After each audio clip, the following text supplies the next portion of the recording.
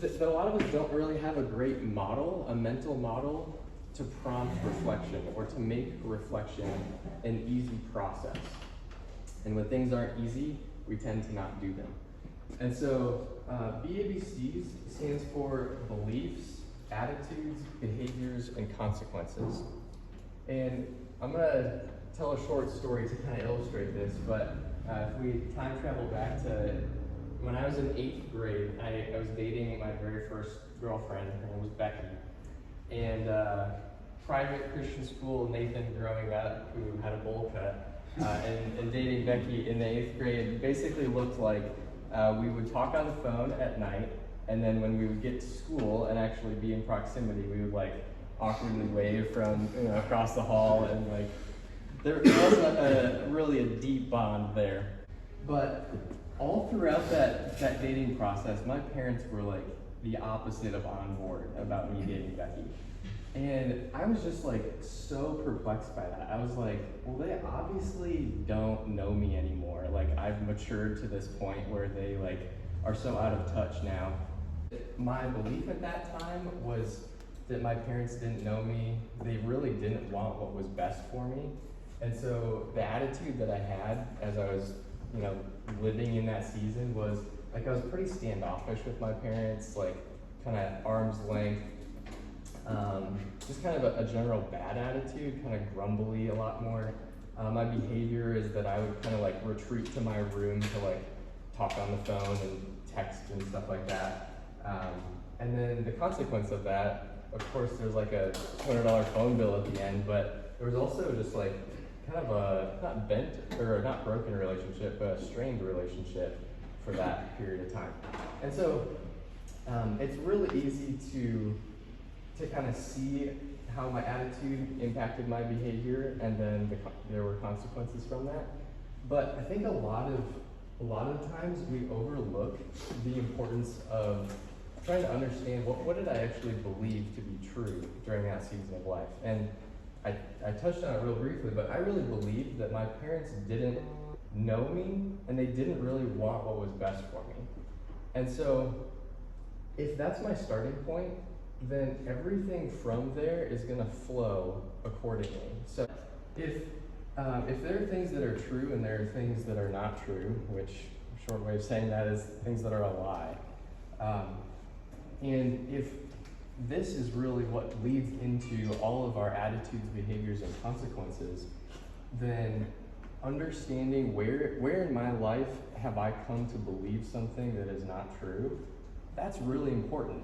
Because if I'm believing a lie, then I'm going to end up living a lie. But there are some really common lies that are kind of weaved throughout our culture. And some of those are that believing the lie that my worth comes from what I do. Okay? That is like, it's like building a sandcastle and hoping that it, survives a big storm. Because the second that we have, that we make a mistake, then our belief in who we are and our worth as a human being is completely shattered.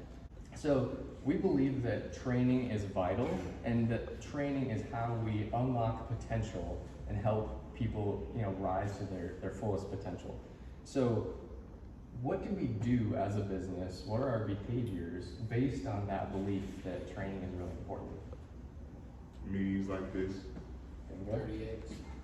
What's that? Things like the 30 eggs. Yep. Emphasizing the 30X. What else? Taking the time to act on things like the 30 eggs. What's the 30 eggs? We're failing today. That's it. We have to tell Ian 30 times.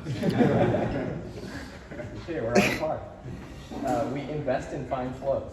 That's something that we choose to do because we believe the training is cool. What about, so another belief that we have is that work is not a curse. Work is actually an ability that we have to give our gifts back to the world. So because we believe that to be true, what does that translate to in our behavior? You're happy to come to work. Happy to come to work. Pride in the work they do. Mhm. Pride, definitely. Yep. Better effort. Yep. Yeah. it sort of puts us in this like generous posture. It's like, I'm not just here to take and like get my paycheck, go home, like, you know, spend my money and have a little bit of freedom to do that. It's like, no, I believe that this, what I'm doing right now is an act of generosity. Like, I'm equipping myself so that I can be generous in more ways. That's so cool. And that, to me, like, again, it just points to the absolute night and day difference in the results that come or the consequences that flow from a change in our beliefs.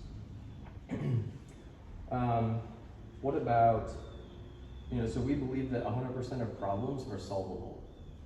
Okay? There's no problem that we're going to encounter on floor or in our business with any of our equipment that is not capable of being solved. So if that's one of our core beliefs, then how do we behave when problems hit us? Discussions, troubleshooting. Mm-hmm.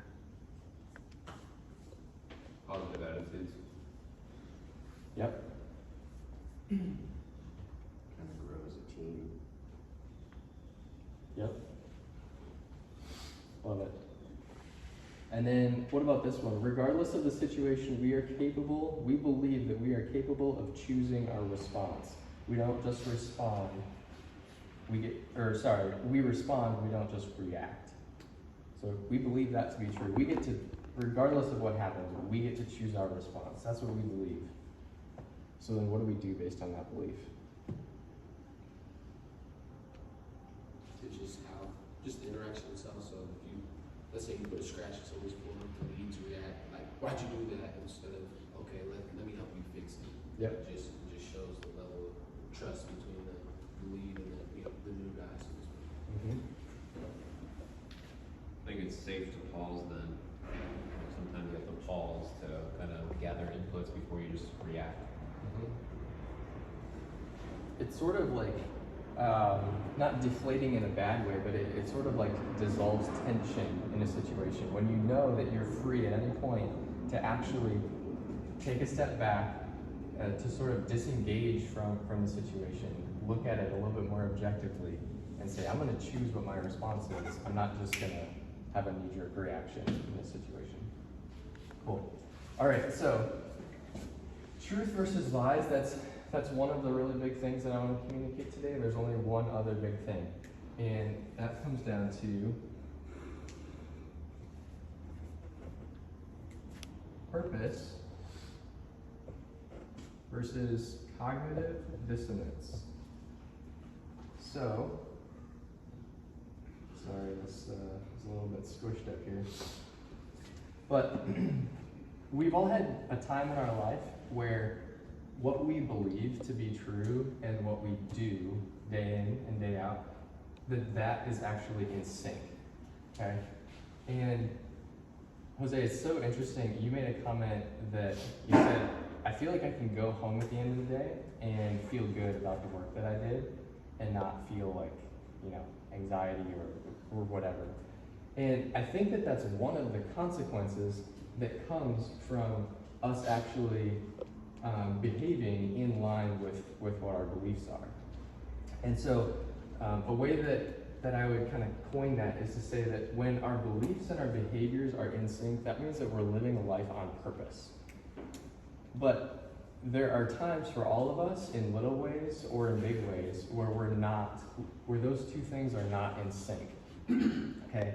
And with each of those things that we talk through in the business, you know, believing that training is important, there will be these little moments or perhaps seasons where we stray away from understanding and internalizing how that belief is supposed to be lived out. And when that happens, we're living in this land that's ugly, that's called cognitive dissonance, where it's like, what I think should be happening is not actually what's happening. And when that's happening, we're not living a life on purpose.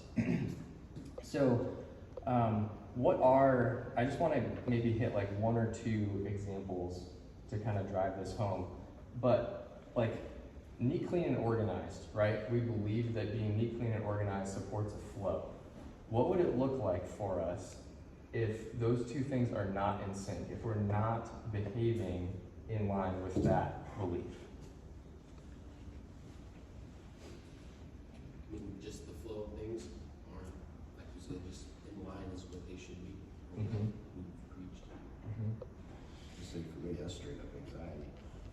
anxiety. So a consequence is anxiety. What are we doing if we're not acting on that belief? I'll give you a hint. It's really simple. We have a messy, really messy, ugly job site. Like, that's one way. What else? If we're not living out what we would claim to believe, which is, you know, a neat, clean, and organized site helps us find flow and helps us Damage to our rest right. reputation. Consequences damaging reputation, but what's the behavior that leads to us damaging that reputation? I mean, Not being true to, almost being reckless with our equipment, Yep, not cleaning. yep, Leaving dust piles. yep. Seeing stuff and then choosing to not act on it, choosing to be like, that's not my job, somebody else will deal with that, is good enough. And of course, there are situations where, you know, you're doing messy work, like creating a mess is part of the process of delivering a beautiful floor. But we all know kind of the difference there. Cool. I think anytime you see something and you don't act on it, whether it's that or something else, like it builds shame and guilt. Mm. Like, you know what you should do, but you don't do it, then it feels like you have to hide rather than like the freedom of just taking care of it. Mhm. Yeah, I like that. So we're nearing the end of this talk. I hope that through talking about this, like we're sort of gaining more shared language, a similar way that we can look at the world and situations. And if we're pointing back towards answering the question of what is true and making sure that what we believe, you know, when we show up at a job site, when we're interacting with the rest of the team, if our beliefs, you know, when we're going home to be with our, you know, friends, family, whatever that looks like for you, and really taking time to think, especially when we hit an ugly consequence, something that we don't like in our life, actually taking it back through the paces and saying, what do I believe to be true about this situation? And then understanding that there's a difference between truth and lies. And if I'm believing a lie in a situation, I actually have the ability to, and it typically helps to say this out loud, to reject that lie and say, you know what, I reject the lie that I need to drink in order to be a fun person. And it's gonna take repetition, it's gonna take transforming our minds, as a guy many years ago said, named Paul, that we have to be transformed by the renewing of our minds. And that is not a short-term process. That is a lifelong endeavor, but it comes with replacing the lies that we're prone to believe with truth. And then when it comes to purpose, like I want all of us to, I want like Dancer to be known for the way that the people in the business live such lives of purpose. Like what they believe and then what they do is just so in sync. It's awesome. Like it's magnetic just to even watch it, to be around it, to be part of it. So I think that if we're rejecting lies, accepting truth, and if we're distancing ourselves from cognitive dissonance and instead living lives of purpose, that could be a really cool thing. So that's it for today.